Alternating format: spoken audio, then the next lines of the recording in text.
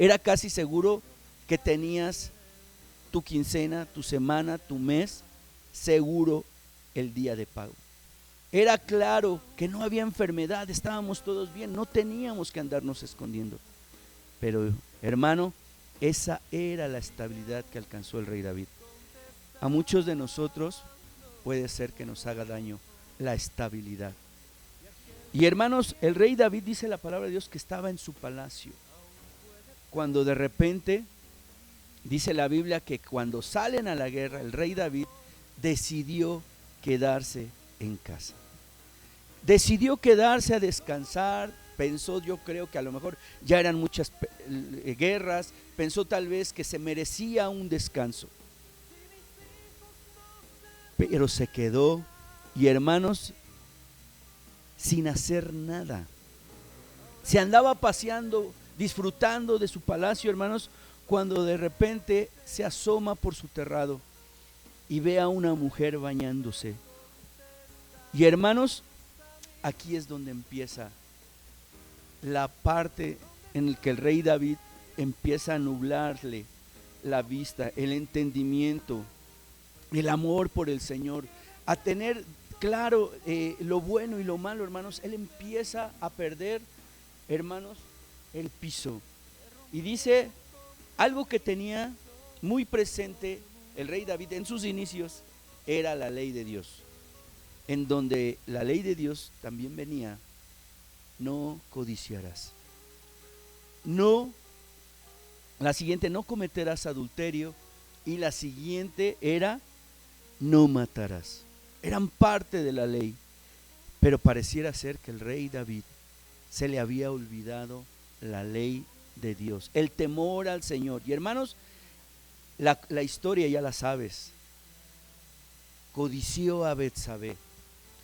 Tanto fue la ceguera en sus ojos que, aunque sabía que era casada, él cometió adulterio. No conforme con esto, hermanos, él siguió caminando en el pecado. Ya no quería, no podía frenarse, porque se le nubló la vista, porque se le nubló el entendimiento, hermanos. Y entonces, después de saber que estaba embarazada, mandó matar a su esposo.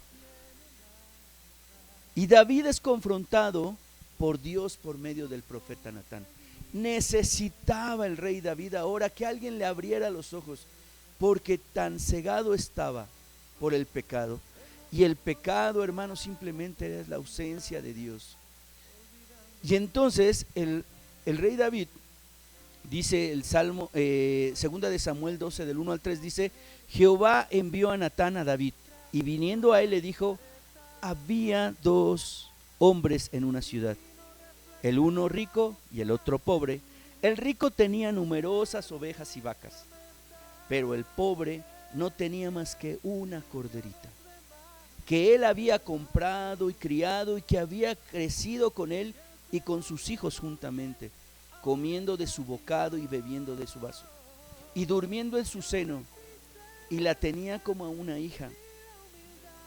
Qué difícil fue para David entender lo que había hecho, que se lo tuvieron que explicar, hermanos, de esta manera. Poder entender las cosas desde otro punto de vista, desde otra persona. Así le fue claro a David poder entender.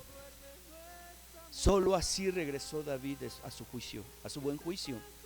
Segunda de Samuel 12, 5 al 6 dice: entonces se encendió el furor de David en gran manera contra aquel hombre, y dijo a Natán: vive Jehová, que el que tal hizo es digno de muerte, y debe pagar la cordera con 4 tantos, porque hizo tal cosa y no tuvo misericordia.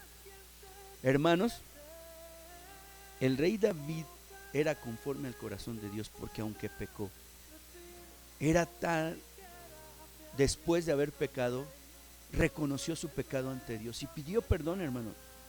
Pero, hermanos, las consecuencias del pecado las tuvo que pagar. Aquí él habló y dijo: él deberá, estaba juzgando, hermanos, y dijo: él deberá de pagar con 4 tantos. ¿Ok? Fueron 4 los hijos que le murieron al rey David: el primogénito, el que abusó de su hermana Tamar, Absalón, murió el hijo que tuvo con Betsabé, y hermanos, y al final murió el hijo que quería llegar al reinado, hermanos, en lugar de su hermano Salomón. Todavía estaba cegada la visión y el entendimiento de David cuando el profeta tuvo que ser directo. Entonces dijo Natán a David: tú eres aquel hombre. Así ha dicho Jehová, Dios de Israel: yo te ungí por rey sobre Israel y te libré de la mano de Saúl. Hermano, ahora vamos a ver lo que dijo Dios. Eso que el juicio que emitió David, él lo emitió y fue a su propia vida. Ahora viene el juicio de Dios. ¿Por qué pues tuviste en poco la palabra de Jehová, haciendo lo malo delante de sus ojos? A Urías Eteo heriste a espada y tomaste por mujer a su mujer, y a él lo mataste con espada a los hijos de Amón, por lo cual ahora no se apartará jamás de tu casa la espada, por cuanto me menospreciaste. Y tomaste la mujer de Urías Eteo para que fuese tu mujer. Así ha dicho Jehová: he aquí, yo haré levantar el mal sobre ti de tu misma casa, y tomaré tus mujeres delante de tus ojos, y las daré a tu prójimo, el cual yacerá con tus mujeres a la vista del sol, porque tú lo hiciste en secreto. Mas yo haré esto delante de todo Israel en pleno sol. Por una razón: porque él hizo blasfemar a los enemigos de Jehová, por esto que hizo el rey David. Ese prójimo, hermanos, que iba a tomar a sus mujeres delante de todos, era su propio hijo Absalón. Hermanos, esa es la primera parte donde a David se le tuvo que decir de otra forma, con otro ejemplo, para que él pudiera entender lo que él estaba haciendo mal. La segunda parte, el segundo punto, cuando al rey David le tuvieron que decir qué hacer, fue cuando su hijo Absalón mató a su hermano y él tuvo que salir huyendo. Y hermanos, dice la Biblia que pasaron tantos años que no hacía volver, aunque lloraba el rey, el orgullo no le permitía mandar a traer a Absalón. Y dice en Samuel 14:1, la mujer de Tecoa, por órdenes de Joab, finge una situación, hermanos, y entonces le empieza a hablar al rey David. Y nuevamente el rey David emite un juicio. Le dice a la mujer de Tecoa: vete a tu casa y yo daré órdenes con respecto a ti. Y vuelve a insistir la mujer, y David vuelve a dar otro siguiente juicio: al que hablare contra ti, tráemelo y no te tocará más. Nuevamente insiste la mujer de Tecoa y le dice el rey David: vive Jehová, que no caerá un cabello de la cabeza de tu hijo en tierra. Y la mujer, al ver esto, pide permiso al rey David para decirle las cosas de una forma ya directa. Los versículos 13 y 14 de segunda de Samuel 14 le dice: ¿por qué pues has pensado tú cosa semejante contra el pueblo de Dios? Porque hablando el rey esta palabra, se hace culpable él mismo, por cuanto el rey no hace volver a su desterrado. Se estaba refiriendo a Absalón.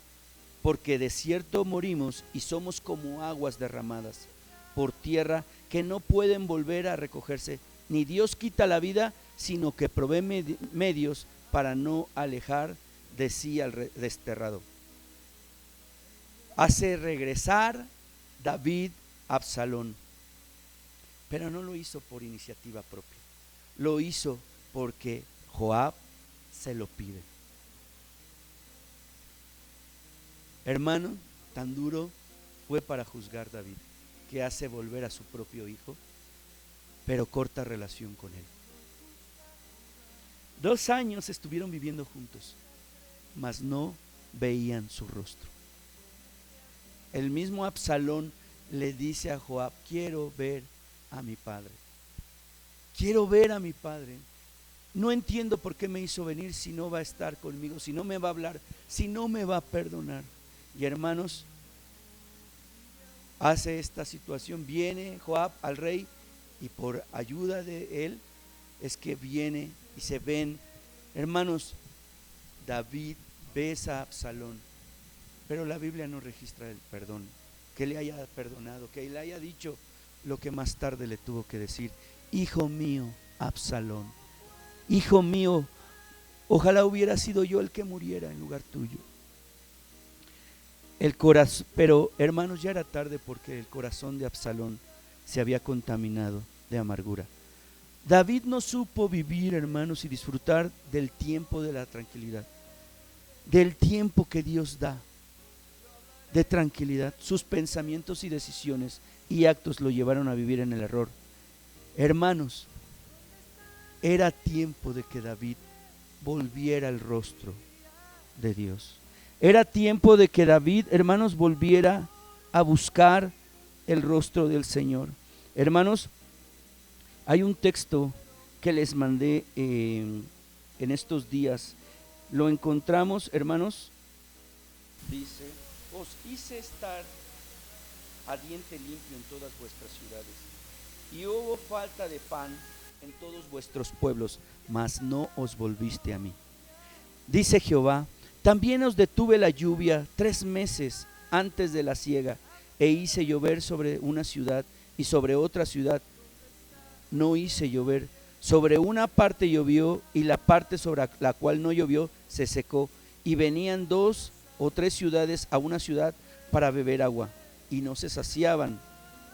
Con todo no os volviste a mí, dice Jehová. Os herí con viento solano y con oruga. La langosta devoró vuestros muchos huertos y vuestras viñas y vuestros higarales y vuestros olivares, pero nunca os volviste a mí, dice Jehová.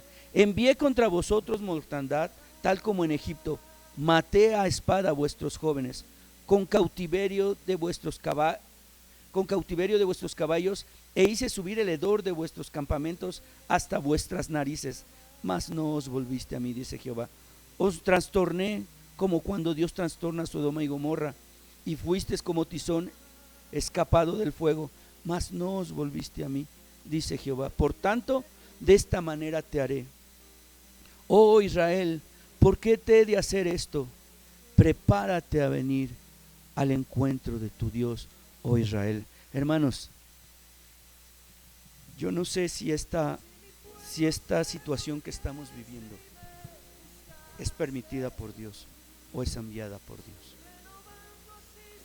pero lo que sí puedo entender, que necesitamos buscar el rostro de Dios, que necesitamos darle la espalda al pecado y voltearnos al Señor, prepararnos para el encuentro con nuestro Dios. Hermanos, yo recuerdo a mi abuelo justo cuando mi papá enfermó.